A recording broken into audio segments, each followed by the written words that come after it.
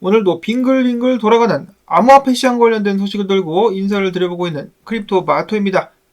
사실 오늘 그렇게 많은 변동성이 일어난 날은 아니었었습니다. 관련된 뉴스들이 나왔지만은 조용한 암호화폐 시장 소식들 하나둘씩 살펴보도록 하겠습니다.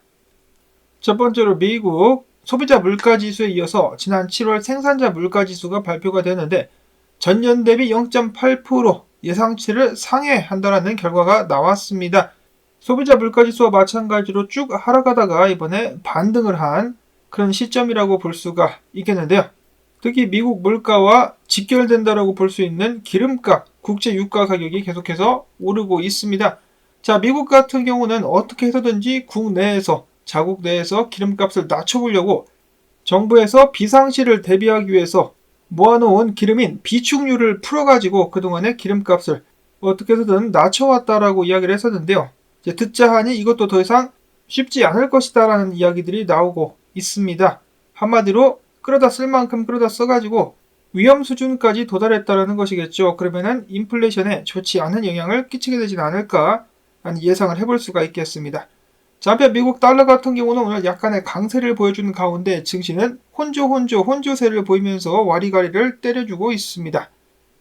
다음으로는 모두가 예상을 했었습니다. SEC가 아크 인베스트먼트 비트코인 현물 ETF 결정을 연기했습니다. 정말 아무짝에도 쓸모없는 쓰레기 같은 SEC. 당연히 놀랍지는 않습니다. 모두가 예상을 하긴 했었습니다만은 참 답답한 것이 SEC는 입장문을 발표하면서 말하기를 암호화폐 시장은 너무나 작으며 비트코인 현물 ETF가 얼마나 조작에 취약한지도 알 수 없다. 그리고 또한 추가적으로다가 현물 ETF를 승인하는 데 있어서 대중들의 의견을 7주간 더 접수하겠다라고 밝혔습니다. 자, 그러면서 비트코인 레버리지 2배짜리 레버리지 ETF, 선물 ETF는 또 승인을 했었죠. 그러니까 앞뒤가 안 맞는다라고 많은 사람들이 목소리를 높이고 있습니다. 대중들의 의견 같은 경우도 대부분 승인을 해야 된다는 쪽으로 모아졌었는데 이거 마음에 안 들었나 보죠. 7주 동안 더 접수하겠다라고 이야기를 하고 있는 것. 그냥 사람들을 바보로 보고 장난질을 치고 있다는 생각밖에 들지 않습니다. 자, 그런가 하면 SEC는 성공적으로 거래소 비트렉스로부터 2,400만 달러 상당을 뜯어냈습니다. 소송을 걸어가지고 합의를 보게 된 것인데요. 소송의 사유도 굉장히 웃겼었죠. 비트렉스가 허가되지 않은 미등록 증권을 판매했다라는 혐의로 소송을 걸었던 것인데 암호화폐 거래를 지원했다라고 이렇게 소송을 걸어가지고 합의를 얻어낸 것입니다. 그러면은 다른 암호화폐 거래소들도 위기에 처한 것이 아닌가라고 생각을 해볼 수가 있겠는데 정말 얄미운 것이 이런 식으로 암호화폐 거래소로부터 합의금을 받으면은 그 돈으로 암호화폐 사기 관련된 피해자를 돕는다라든지 혹은 규제를 신설하는데 여기에 사용한다라든지 그런 것이 아니라 지들이 그냥 꿀꺽하죠. 꿀꺽하면서 본인들이 이 개인 투자자들을 지켜주고 있다라고 주장을 한다라는 것. 정말 너무너무 얄밉지만은 아무것도 할 수가 없다라는 것에 답답함이 다시금 느껴집니다. 자, 한편 암호화폐 시장은 그냥 조용합니다. 이렇게 될 거라고 예상을 했었다라는 것이고 가격이 이미 선반영 되었었다라는 것이겠죠. 여전히 변동성이 없는 상태에서 방향성이 나오지 않은 채로 움직이고 있는 암호화폐 시장. 비트코인 29,320달러, 이더리움은 1,841달러에서 거래가 진행 중에 있습니다. 다음으로는 해당 소식을 황당사건 영상에 넣을까 아니면 암호화폐 시장에서 그냥 공유를 할까 생각을 해보다가 달러가 연관된 것이어가지고 여기서 공유를 하게 되었는데요. 자, 월드뱅크, 세계은행이죠. 세계은행이 우간다에게 대출을 하려던 것을 중단했다라고 하는데요. 그 이유가 웃깁니다. LGBTQ 뭡니까? 지금 미국에서 계속 문제가 되고 있는 거. 레즈비언, 게이, 양성애자, 트랜스젠더 거기다가 플러스를 붙여가지고 지금은 더 종류가 많아졌습니다. 본인이 아기인 줄 아는 사람, 본인이 게이인 줄 아는 사람 그런 갖가지 성적 정체성 및 취향들을 존중하라라는 움직임 LGBTQ 플러스 움직임이라고 볼 수가 있겠는데요. 우간다는 나라에서 이를 반대한다라는 것이죠. 관련된 법까지 있어가지고 세계은행은 우간다가 해당 법을 철회하고 이런 성적 정체성 및 이상한 짓을 받아들이기 전까지는 대출을 해주지 않겠다, 즉 달러겠죠. 달러를 빌려주지 않겠다라고 협박을 하고 있다라는 것입니다. 달러를 빌미로 다른 나라의 문화까지 바꿔버리려고 하고 있는 세계은행을 조정하는 것은 미국이죠. 정말 너무 멍청한 짓을 하고 있다는 생각이 드는 것이, 이런 것을 전 세계가 보고 있으면 시간이 가면 갈수록 달러에 대한 의존도를 낮추려고 할 것인데 무덤을 계속해서 파고 있습니다. 자, 그 다음으로는 바네크 고문이 이야기합니다. 미국 10년물 국채 프리미엄과 비트코인 가격, 그리고 요즘의 대차대조표를 비교를 해봤더니, 아니 이럴 수가, 사토시가 미국 부채 확대 사이클을 고려해가지고 반감기를 설계했을 가능성이 있는 것 같다. 국채 프리미엄이 저점을 형성할 때 비트코인 반감기가 도래하고 이후 강세장이 시작되는 패턴들이 이어져 왔었는데, 또한 연준의 대차대조표 확장은 부채 사이클과도 일정한 패턴을 나타내고 있다.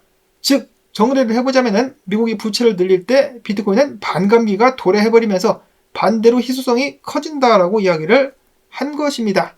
대단하죠. 사토시 나카모토. 달러와는 정반대의 길을 비트코인이 걷게끔 설계를 해놨다. 마이클 셀러 같은 경우도 원래는 비트코인을 안 좋아했었던 사람입니다. 비트코인에서 반대를 했었던 사람인데 나중에 알고 나서 열렬한 팬이 되고 나서 몰빵을 치기 시작했었죠. 그는 최근 이야기하기를 3년 전 오늘 우리는 2억 5천만 달러 상당의 비트코인을 매수했었다. 즉 마이크로스트레지가 3년 전 오늘 비트코인 21,454개를 사는데 그때 당시 평단이 11,653달러. 야, 자랑하네. 그래도 전체적으로 봤을 때는 지금 좀 물린 상태라고 하는데 그래도 뭐 본전에 가까운 그런 상황 속에서 내년에 반감기를 맞이하게 되겠습니다. 자, 다음으로는 크립토 კვ안트의 기고자 크립토헬, 암호화폐 지옥이라는 사람은 이야기하기를 비트코인 장단기 SOPR 지표를 봤을 때 매도 압력은 감소했으나 고래들도 지금 상황을 지켜만 보고 있다라는 평가를 내렸는데요. 거래소의 입출금 흐름 지표를 봐도 특별한 움직임이 없다. 전체적으로 비트코인 장단기 투자자 모두 적극적인 매도를 하지 않고 있다라고 보여지는 상황 속에서 가격 변동성이 없다라는 것, 즉 고래들도 아무것도 하지 않고 관망하고 있다는 것을 예상해 볼 수가 있겠다. 즉 내년에 미국 대선 및 반감기가 있는데 여기에 대해서 어떻게 대응할지 지금 일단 생각을 하고 있는 것 같다라고 이야기를 한 것입니다. 자, 그만큼 아무런 움직임이 일어나고 있지 않은 비트코인 관련된 분석도 제각각이라고 볼 수가 있겠는데, 첫 번째로 로만 분석가는 이야기하기를 지금 비트코인 가격과 함께 볼륨이 떨어지고 있다. 거래량이 떨어지고 있기 때문에 이것은 이 매도세의 약화를 나타낸다. 그래서 비트코인 가격이 반등할 것 같긴 한데 지금부터 어디까지 반등할지는 모르겠다. 다만 이는 내가 기다리고 있었던 그런 반등 시점은 아니다라고 하면서 조만간에 비트코인이 다시 한번 크게 반등할 것이라는 믿음을 아직까지도 이어가고 있었습니다. 그 다음으로 무로 분석가 같은 경우는 비트코인 단타, 롱을 들어갔는데 이런 식으로다가 주말 동안에 움직임을 예상해보고 있다라는 말을 남겼습니다. 다음으로는 비트코인 가격이 떨어지게 될 것이다라고 예측하는 사람들도 있었는데요. 자, 일단 이 상승 추세가 깨지지 않았죠. 근데 깨지면은 크게 떨어질 수 있다. 40%까지도 가격이 하락할 수 있겠다라고 트레이더 NJ라는 분석가는 이야기를 했었고, 트레이더 NJ가 아니라 제키스라는 분석가였었고요. 레몬 같은 경우도 지금 이 상승 추세가 깨질 것이라고 보면서 21,000달러까지도 흐를 수 있게 되지 않겠느냐라고 예측을 하고 있었습니다. 확실히 상승 추세 속에서 상승하는 폭이 줄어들긴 했었는데 이게 언제 깨질지 이거는 모르죠. 지금 다시 한 번 더 쏠 수도 있는 것인데 뭐 어떻게 될지는 알 수가 없기 때문에 중요한 것은 대응이다. 트레이더 NJ 분석가 같은 경우는 해당 자리 29,500달러 상당 위에서 안착할 수 있다면 다시 한번 30,000달러 선까지 반등, 그런 모습이 나와주지 않는다면 계속해서 흐르게 될 것이다라고 예측을 했습니다. 자, 주말 동안의 장세 과연 어떻게 흘러가게 될 것인지. 비트코인뿐만 아니라 이더리움 같은 경우도 변동성이 사상 최저까지 내려갔다라고 합니다. 그러면서 수수료도 2달 최저치까지 하락한 그런 상황이다라는 기사가 나왔는데요. 당연히 뭐 비트코인과 마찬가지로 조만간에 큰 변동성이 나오게 되지 않겠느냐라는 예상 이어지고 있습니다.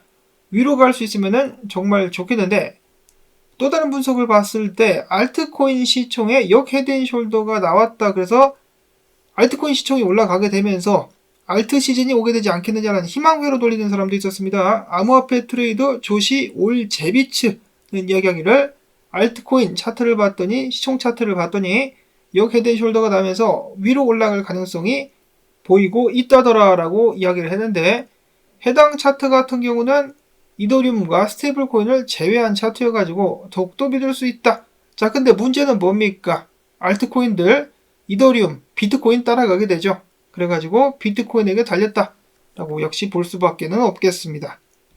이어서는 코인베이스의 레이어2 프로젝트 베이스의 활성 사용자가 벌써 100만 명을 돌파했다는 소식이 나왔습니다. 베이스가 지속적으로 활용이 되고 이 프로젝트가 성공한다는 가정하에 그렇게 된다면 옵티미즘 가치가 높아질 것으로 충분히 예상을 해볼 수가 있겠는데요. 다음 불장 때 옵티미즘 활약을 한번 기대해 봐도 좋을 것 같습니다. 자, 이렇게 가지고 나온 정보들 정리를 해서 전해드릴 수가 있었습니다. 도움이 되셨다면 주말에도 수고했다는 의미에서 광주댓 한번 가지야! 광고가 나오는 동안에 스트레칭을 쩍쩍 해주신다면 여러분들의 건강에도 도움이 될 것입니다. 자, 그럼 저는 다음에 새로운 소식 가지고 또 인사를 드릴게요. 안녕히 계십시오.